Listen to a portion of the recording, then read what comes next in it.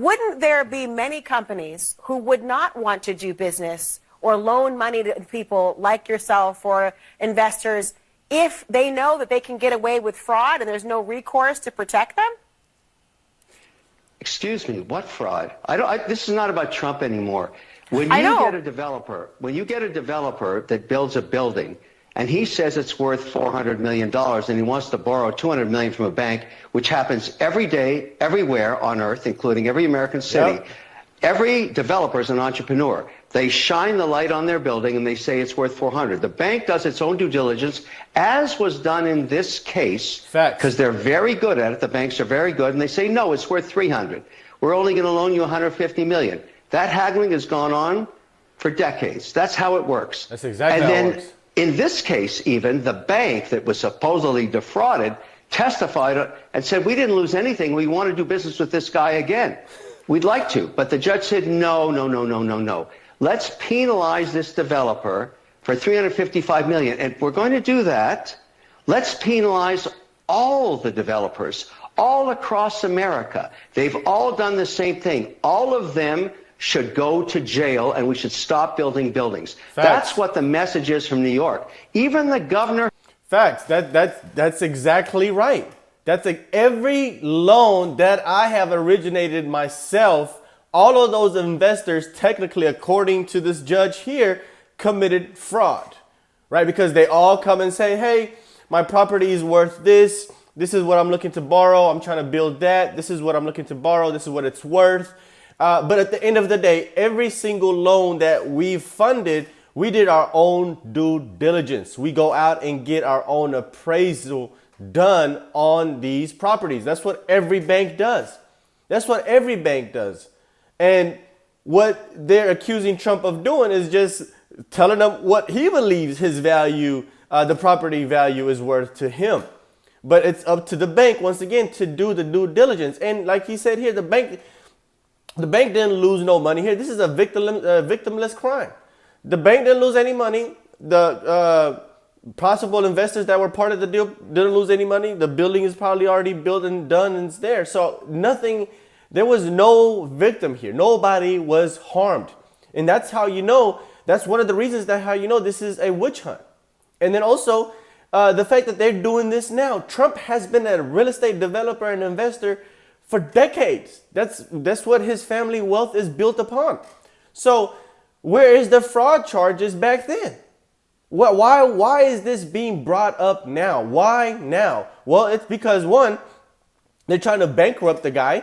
And then two, their case over there in Fulton County with Fannie Willis is falling apart. So they have to double down on something else that they can get this guy to fall on. Right? That's the whole point of this whole thing that they're doing with Trump, is just trying to get him out of the elections.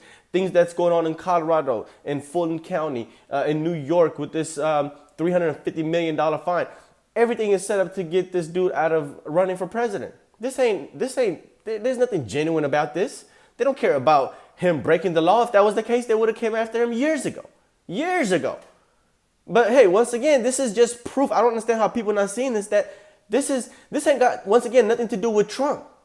Imagine if it's any billionaire, multimillionaire who's running for president that's going against the establishment. This is just setting the precedent that, hey, if you try to run for president and one, you're funding your own campaign, you don't have these special interest groups that's funding all of your campaign like Nikki Haley. And so if you're not bending the knee to the corporations and the elitists and the globalists and the establishment, we're going to take you out. There's no way that a regular Joe Blow who just, made it, like Vivek Ramaswamy just made it on his own, is a millionaire who wants to, serve the country, run for office. We're not going to allow you to do that, especially if you're going against the establishment. So we're going to do everything that we can to either bankrupt you or convict you criminally. They're coming after this guy on all fronts.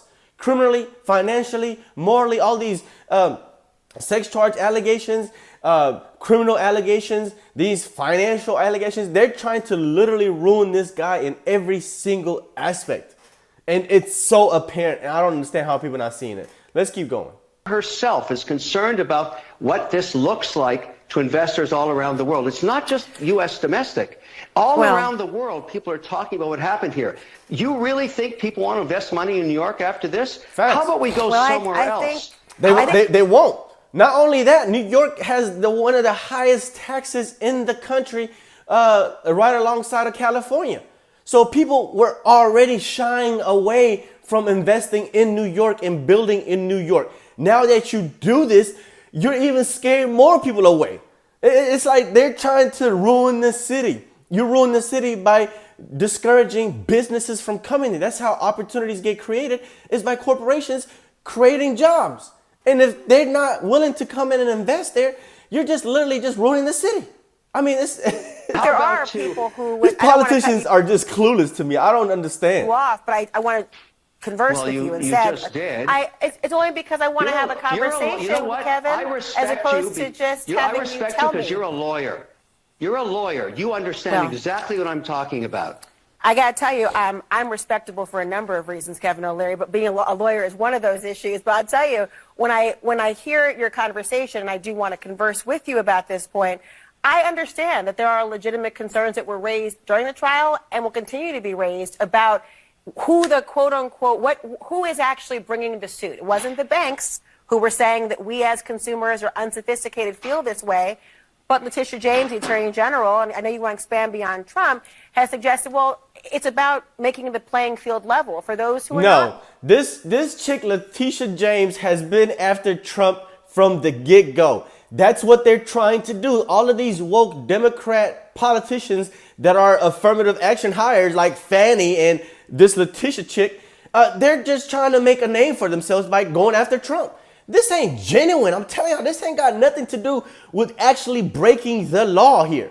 That's not the whole point. She just admitted to you, even the banks were not the ones that brought the suit. The banks don't care.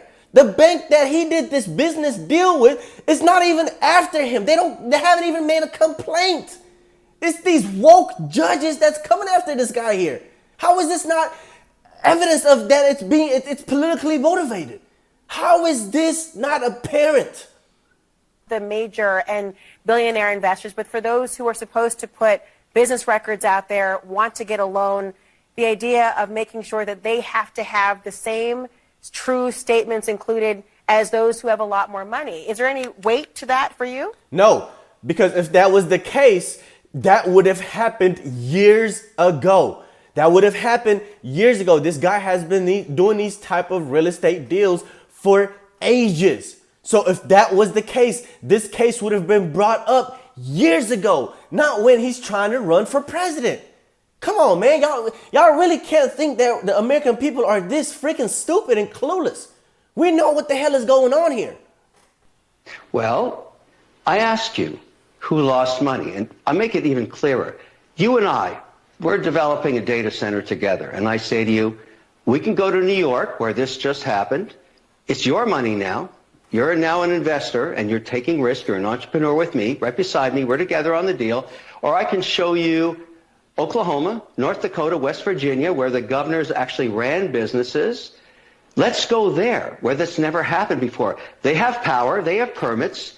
They've got legislation that's supportive of entrepreneurship. Why would we go to New York? Why take the risk? Right. My only point is, did we just diminish the great state of New York and the great people of New York? And shouldn't they ask for better management so they don't become a flyover state?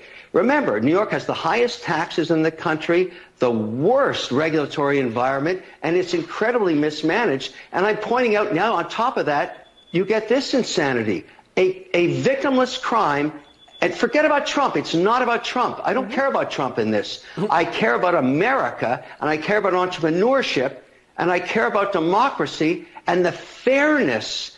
The judicial system is now being criticized. People are asking themselves, the bar of New York, is this judge rational to charge $355 million in a case where no one lost any money? Is that good for the people of New York? Should the people of New York wake up to this and say, what's happening to us? Why is this becoming so perverse? Why are we the focus of this injustice? And nothing to do with Trump. I'm not supporting Trump. I'm supporting American entrepreneurship. Facts. And New York is slowly becoming the #1 loser state in America.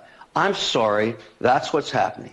That's it. There you have it. He is absolutely 100% correct. You are disincentivizing corporations and entrepreneurs and companies from coming there and creating opportunities and building wealth. Why would anybody want to come over there? Why would anybody want to come over there if, one, they're going to pay high taxes and they could just get, ran out of business due to regulations that they just keep piling on top of one another. So this is what you get. You get what you vote for. But hey, this is possibly a way that New York is trying to recoup all of that money that they're losing in this migrant crisis by trying to find Donald Trump and get, 355 million that they can give to the migrants that's, taking over the infrastructure over there. You never know, right? I can't trust these politicians. But anyway, let me know what you guys think. Let's talk about this video in the comment section. And of course, if you enjoy my content, hit the like button down below. And if you're on YouTube, hit the subscribe button with the notification bell. And if you're on any other platform, hit the follow button. Greatly appreciated. See you on the next one, guys. Peace.